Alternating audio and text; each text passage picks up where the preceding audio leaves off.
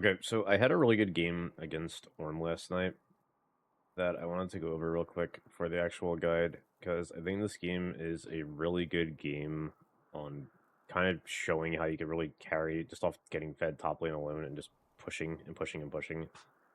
So I want to try to like show you guys when you have that matchup like that's like actually a little bit more Garen favored than your normal everyday top lane matchup is, because Ornn's actually pretty easy for Garen, all these considered.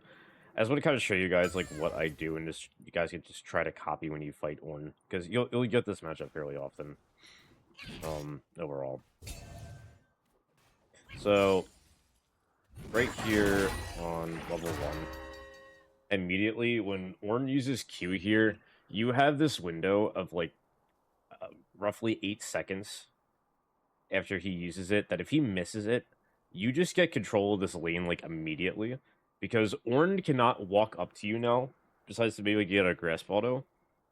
If he walks up to you and tries to go for a grasp auto, you just auto Q auto and you'll automatically win the trade, and he can't fight back with his own Q, and he loses like a third of his health bar alone off that. So a big thing level 1 is just kind of standing off the wave like I did, and then just waiting for him to use it, and then as soon as he whiffs it, just stand right here where I'm standing, and he just can't walk up.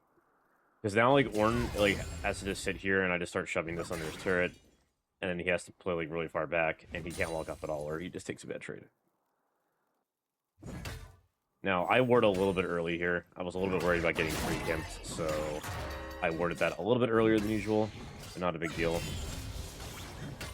Right now, we're just worrying about level 2. I'm keeping an eye on my mini-map because I knew Jay started topside, so he's just sitting here. Now, as soon as Ornn uses W into you, ideally from like level 3 onward, you just want to press E and then walk into him like that as he's doing it, so you're just trading damage back. And then after he W's and gets the auto off on you, you want to just keep fighting, because Ornn's whole kit actually worked surprisingly a lot like Garen, where you just want to do your burst combo and then back off.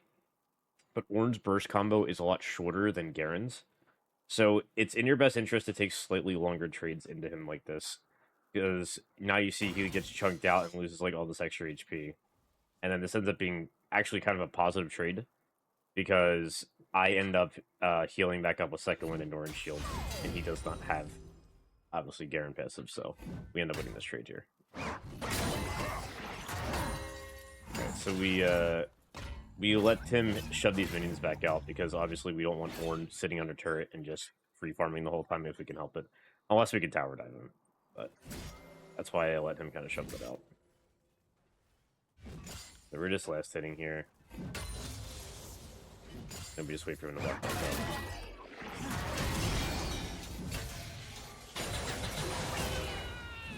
Obviously, another big thing too is like whenever Ornn uses W, whenever he goes for his empowered auto, or even before he uses empowered auto, just press W, just so you get damage reduction through the whole thing.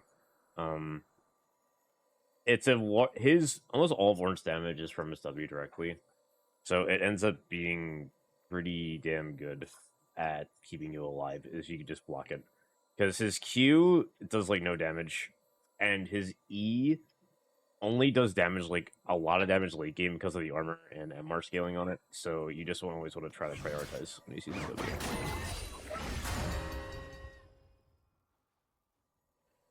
So as far as this, a popper potion. I know I'm probably pretty safe at this point because Jay started top side, and we know he's probably bot now, and he ends up being bot, so we're good, kind of just chilling right here and playing a bit aggressive here, looking for kills.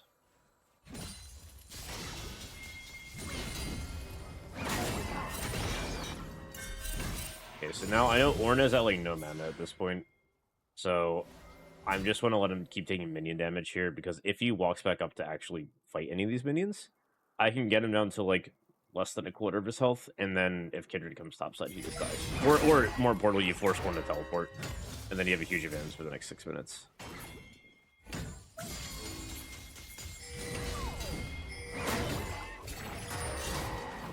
Alright, so now we get this shoved under turret completely, and this is important because this makes it start bouncing back towards me, and Ornn now has to reset and then teleport because he doesn't have any mana or health. So now I force this port out, and he comes back over. Now, I'm at a point where I am low on HP here, and Ornn's teleporting back. Ornn, yes, has a health advantage, but a really important thing here is that because of how Ornn works, Ornn doesn't really have any healing in lane.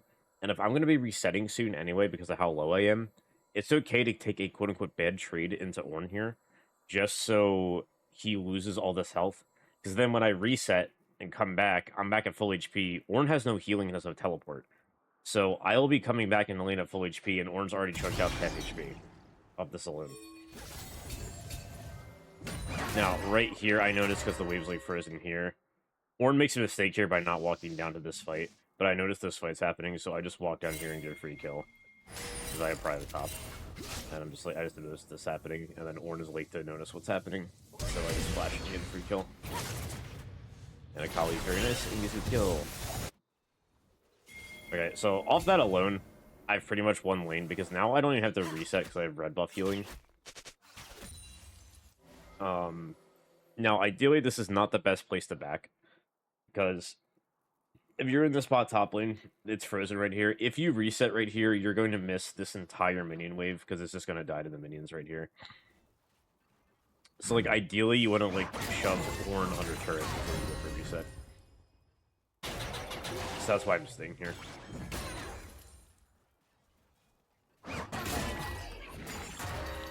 Because I am just using red buff to stay high on HP.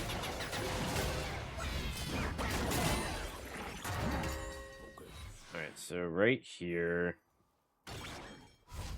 we're just going to try to bait him to, like, try to use abilities to try to shove the wave back. Because right now, for us to have a good reset, we need to get Ornn...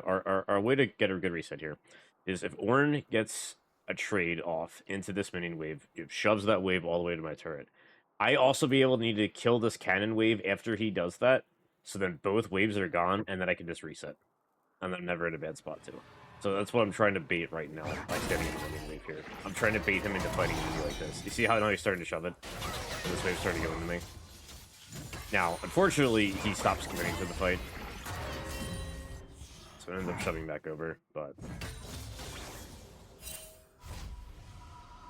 And at this point, it's like, I'm just, like, giving up on trying to get him to, like, even do much.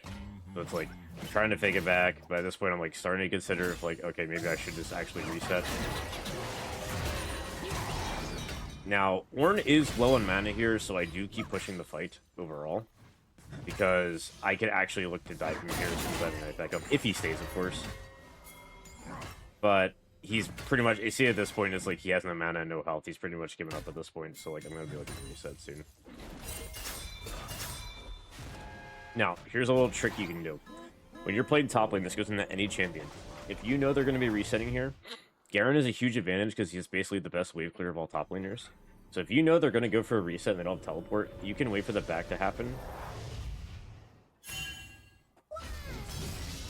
And then, if they do back, you can shove this wave like this. And now, because he did that, you see right here, we can get a plating. We get the Malish off and get a plating. And then, as Ornn is walking back, Ornn is now missing this entire minion wave. And then I'm sitting on like a bajillion gold. And then I can wait to reset here and just kind of like push this lead further.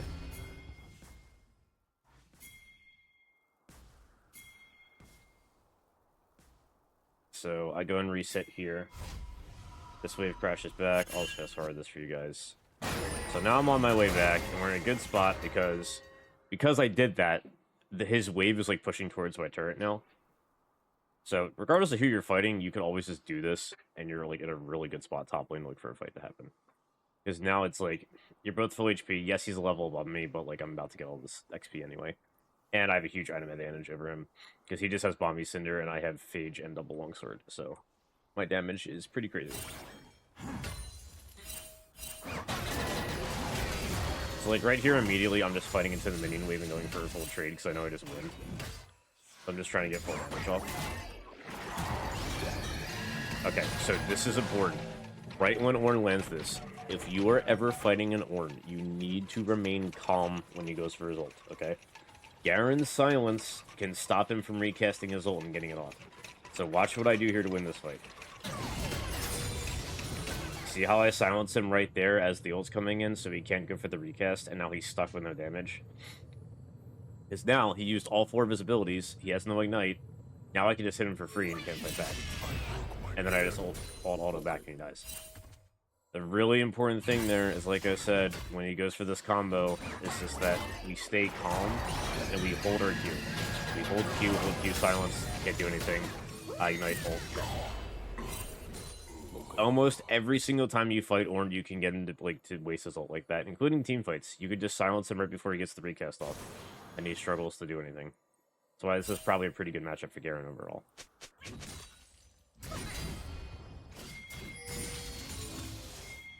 Alright. So I just get more plating and then I like to reset here. I believe I get everything but actual Stridebreaker here, so I just run back.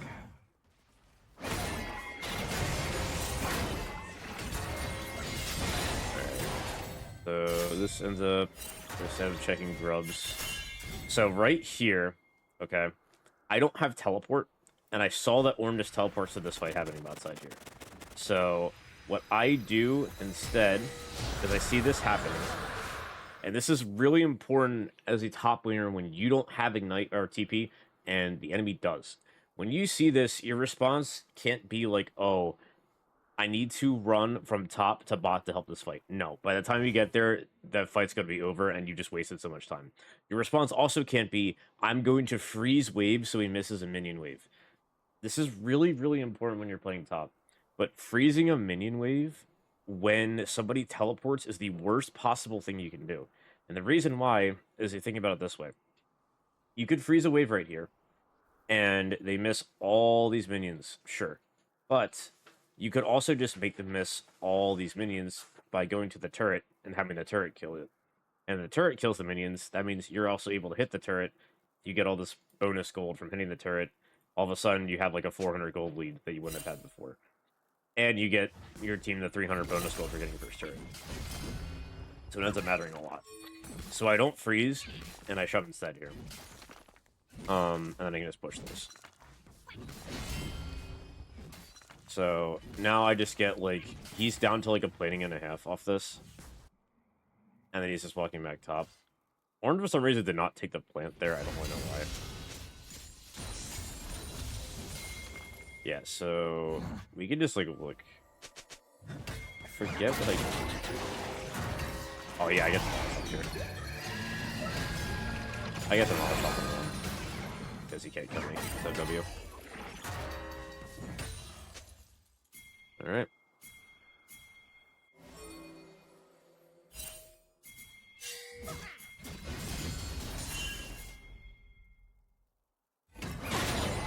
And they end up grabbing that extra bit of plating, then walking away.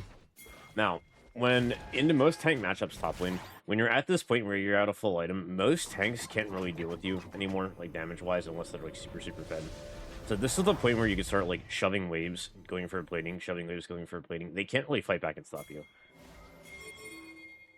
It's how Triton does it. It's how Garen does it. It's how Fiora does it. You just walk up to turret like this and just go for the freeze.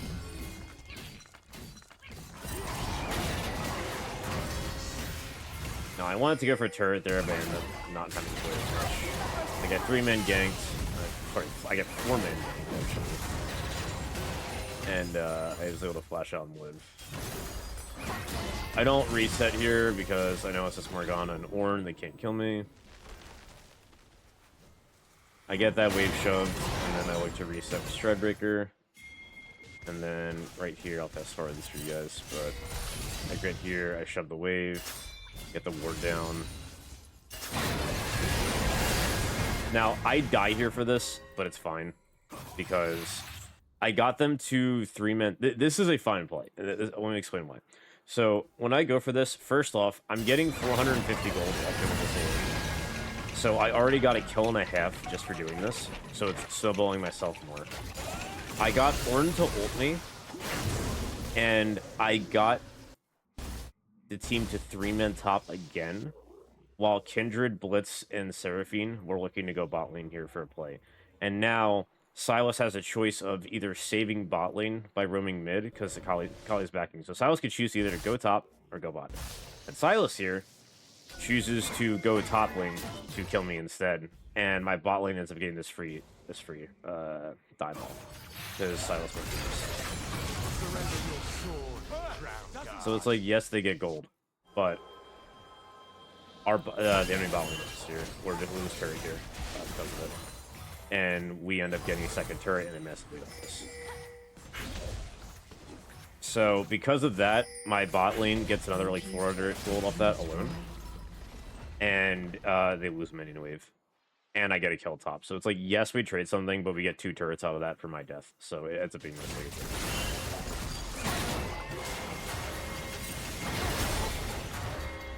So mainly just fast forward past this. So now the main thing we're looking at here is we're just going to be looking at obviously going to like Drake fights if we could absolutely have to, but my main thought process here is just like, if I can get a pick, I'll go for the pick, and then otherwise I'm just going to immediately go back to this full pushing the whole time. So like right here, I'm just trying to zone off the rest of the team and then my Seraphine and stuff. And then Blitzcrank goes in here. I didn't work on the key, so I just got to kill.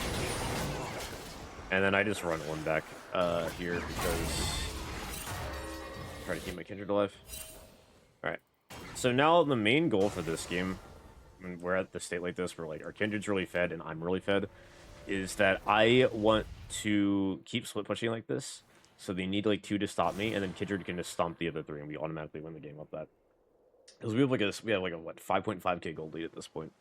So generally when we have Herald up, we want to try to reset and look to go either mid or bot lane if there's a wave up and we're going for Baron, or to hold top if there's a bunch of minions crashing in top.